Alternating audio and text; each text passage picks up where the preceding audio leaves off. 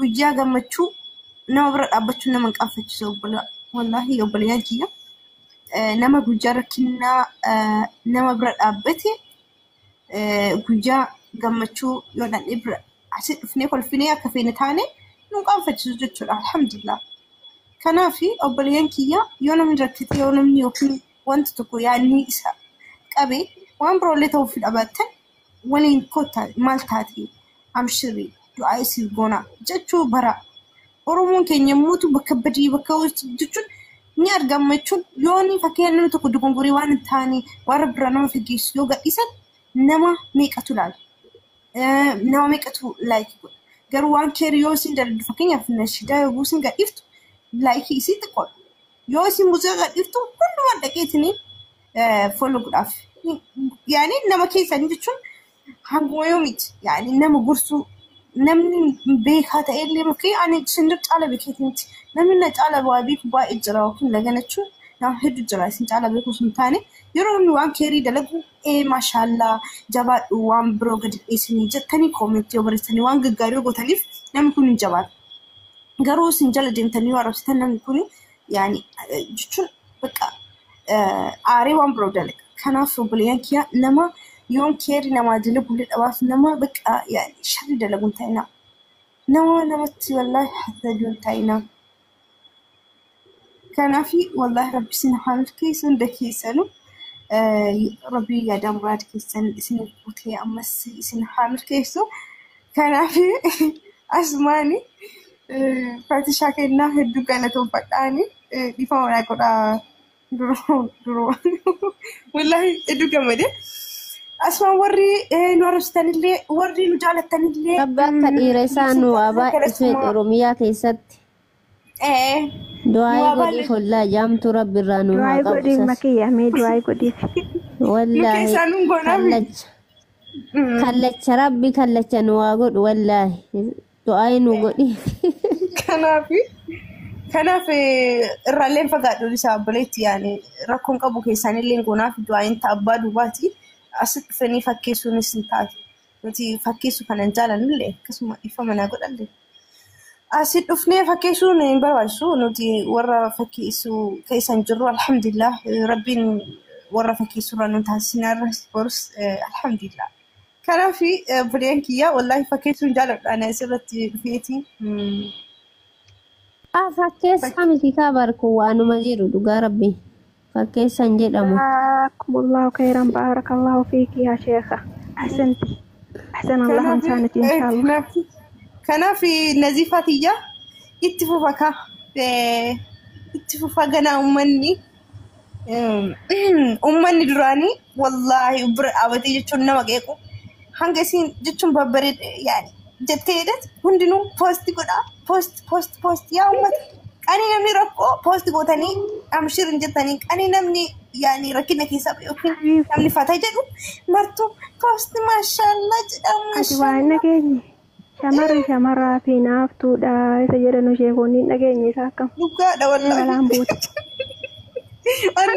ummata wallahi ummata ajaa'ibsiisee bara guyyaa isin rakkatte namni tokkochi keessaa dhaqanii waan jenne ani isin nama fageenya waa jette jedha maashaallah keessaa miti garii muuziqaa irratti aqanabbaraa garii nashidaa irratti maashaallah namni adaa rakkateetumaan maal ta'eetumaan yaa ummata fakkeessaa astaghfirullah wallahi ummata kenna jechuudha ummanni kenna maashaallah alaykum maarree ummata keenya bari dhiifama wajjin jechuudha odoo irraa dubbatanii lalli akka abidda boba'aatiitti nama gubanii wallahi dhugaa gizee arrabni yuugaa Isa jirtu siin jedhu gizee namni waa uffatee sanaa jee miidiyaarra bahe wayyoo intalli sunni itti tolee jira maal argattee jechuun dhiisika nama gurraacha'eenillee gizee malkii xiqqoo haqate jechuudha gizee san jala fiigan eber san lubbiyyee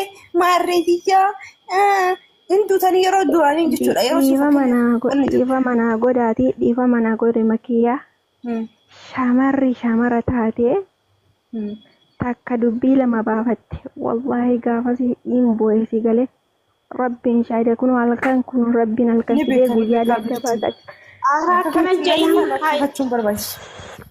Nakkachuun hin barbaachisu Najfaa ati nakkachuun hin barbaachisu. Si galee ansi beeka waan ta'eef bareechee waliin jirra waan ta'eef ani fati yoo beellee jenne rakkoo qabde. Nuti akkuma asirratti afaanii haasofnu yaani nuti warra miidiyaa kana haasofnu taane warra keessaati. Okay? So والله فكر بدفون تاني يعني بقى على يعني أمته بقى لما يأتوا يعني مثلا كسوبرة تاني بريدة confidence ناسونا توكو نما توكو مراتا جتشون أولا أيوة مراتا جتشون أولا مراتم ماسا وبتشون لازمة ويعرفوا نمني يكون ما ركونسا أتجا مرتا تيمي shamarri yoo dogoggortee obboleettii teessuun sirraa hin bareedu akkanatti karaa akkanaatti wayya jettee gorfattee rakkoo ishii gaafattee rakkoo wal cina dhaabbatanii yoo walii hubatan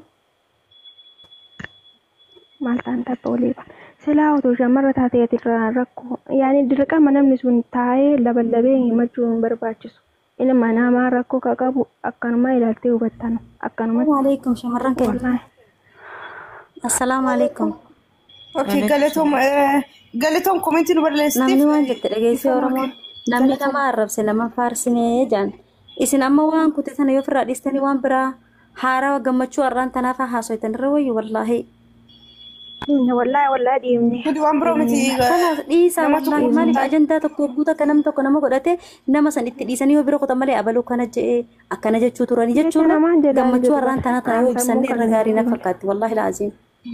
Lisa, namni fakkeenyaaf ilma namaatis itti dhagayemaa beeka naam gisee hunda akkana turte caaluun faayidaan qabdu. Khalas dabarsite waan dabarsite. Arfo? Maaliin nama ta'e qasti. Lubbuyyee deebilaale qosin deebisa. Hayyee waan an siin jedhu hayyee. Nama seensisee. Lubbiyyee ati jabaadhu abdiin kutatini boru kana guddaa ta'e nu argisiisi. Har'a mati akka boruu laali rakkoo har'a keessa tarteellee laalini taarra keessa jirtullee laalini boru eessatti siqa eessa gaan jedhin nullee arginee jira ani mataa kooti mana namaa hojjechaa ture Adaamaa keessa jechuudha dhugaa biyya koo jechuudha. Har'a azra tamasgeen gizee sanoo tuffatama. Harallee tuffatamaa jiraadhu malee tamaskii fayyaa qabaadhee hojjedha waan ta'eef jechuudha. Ati rakkoo takka hin laalin boru nama bashannana abbootaa Dubaay deemu asuma Suudii keessa hajjii deemu in taata abdiin kutatin sodaatin mataa gadi hin qabatin mataa gadi qabuu yaali malee mataa gadi qabu. نيدو فان بقى خلاص كيسان سبلو العرفات إن شاء الله بقول إيش مكياج إيش بدي السلام عليكم ورحمة الله وبركاته وما تقيفة مقداش يعني سنبل ليسي والله أنا وما ركون بلسي عندي كيسان يفهم أنا أقول أبونا لله قربي سنوات كده ركون قبل فولو دي بس مكياتي سوري سنجرون لك كيسان ماشي تاو أنا أفو أبين كتاتيني nusi jaalannaa si jajjabeessinaa borullee bootuma kaminu atiyoo namni kam jechuudhaan micayyoo takka afaan Amaariffaa dubbatti amma Addis Ababaa keessa moo eessa keessa jiraatti karaarratti kuftee ol kaatee geessitee bashannana Dubaay atiyoo Dubaay dhiisii biyya barbaadde deemuu dandeessa kufiitii har'a duwwa tartee tana iyaadin qabeenyallee qabaatu waan dabarsite san yaadachuun nama barbaachisa jiruuf jireenya irratti annaa tartee jirti jedhanii of gadhiisuu odoon ta'in nama tuffachuu odoon ta'in waan dura dabarsasa laaluun nama barbaachisa. Abdii kutatte taanan in kufan malee hin ka'an nan ka'a jette karoorfatte ta'e taanan harallee borullee in kaata. Ati bar kuma dhibbaa dhiisito ji'arraa miliyoona galtee kanumaanuu damuuza nyaachuu dandeessa ifii taate ijoollee meeqatu kanaan jiraachaa jira si dhiisi ijoollee meeqa nama si tuffatu in tuffatin nama si ol ta'e haga sannan ta'a jettee yaadin Taqabu keessa yaa Rabbi barakatii naa buusi barakaa naa buusi jedhi kadhadhu. Ganamaaf galgala waaqa kadhadhu. Waaqan nama bira jira malee namni ammaa mineessa. Nama nyaatu malee namaaf kabajaa kennuu hin beeku. Abdiin kutatiin. Namni keenya jechuudha. Taasii barreessu. Komantii nama ilaalin hin barbaachisu komantii jalaa si barreessan nama aarsaa nama tanaadessu jira nama gammachiisu jira isa immoo nan dubbisaa tura namni na barreesse na laala jenna ati cinqaa malee waan biraati mati ilaalin ijaalaali bira taru wayya ana mallan jaasseeta inni jechuudha odoo dubbattee waan nama gaddisiisu ture nama beekamaa nama mootummaa keenyatti siqee hojjetu jechuudha maal tana maraattu nurraan dhoggatanii naan jedhe gizee andalamii dubbadhu jechuudha akka guyyaa sanii namatti dubbachuu miidiyaa kanarratti sagalee namaa ta'uu na sodaa'isiin jiru laalee jechuudha komantiin namaa waan nama tanaaddisu malee waan nama gammachiisu jiru. Ani moji arra miliyoona galtee nu gammachiiftee bakka si diggimnu nu agoosisu jedha sifillee ismee si ajiraachisu. Amin. Itti fufaasa. Galatoomii obboleettii kiyyaa Nazifa. Allah lubbuu hin banne qasti hin banne. Bakka dhiisama dadhabee tajaajilatti fakkaata dalagaa waan ooluuf oolchi. Galatoomii obboleettii kiyyaa wallahi aniilee jabaatti kennitee jirta sin jedha inshallah wallahi arfoon nama dagatu miti arfoo sanarraa caala nama beekumsa qabu akka ilaaltu miti nama beekumsa qabu nama hubatu dhabe malee siin beekumsa hin qabdi akka ajaa'iba beekumsa qabdaadha. Sirriidha maaliif jechuudha namni tokko malkii qabaachuurra qalbii qabaachuu wayyaa jedhe.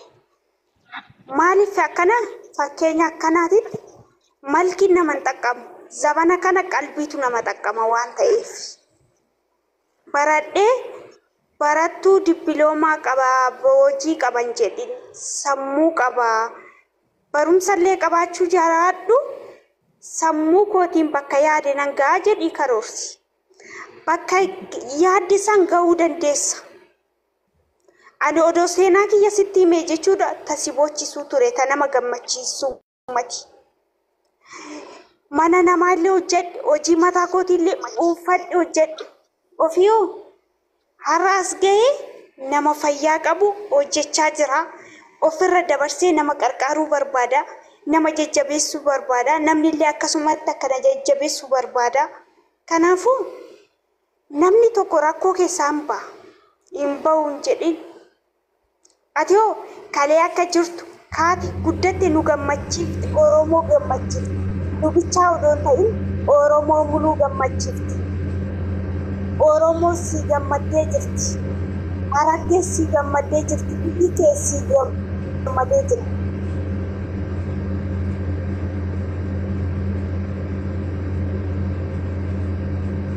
Maal jedha warri duraanii haadha laalanii intala fuudhanii jedha. Zabana kana hoo haadha dhiisanii intala laaluu jammaran beekta. Namni tokko akka itti bulu malee akka itti oolu hin beeku. Abadan. Eessa bulaa mana eessa qabaa jettee guyyaa bakka feete oolta galgala hoo eessa bulaati jette asaabda beekta. Kanaafuu ani akkaan si jedhu dhugaa Oromoo si gammadde anti tookiin kiyarra asirra fiigu akka ani itti gammade gammachuun kiyya gammachuu akkamitti seeta. Noo boru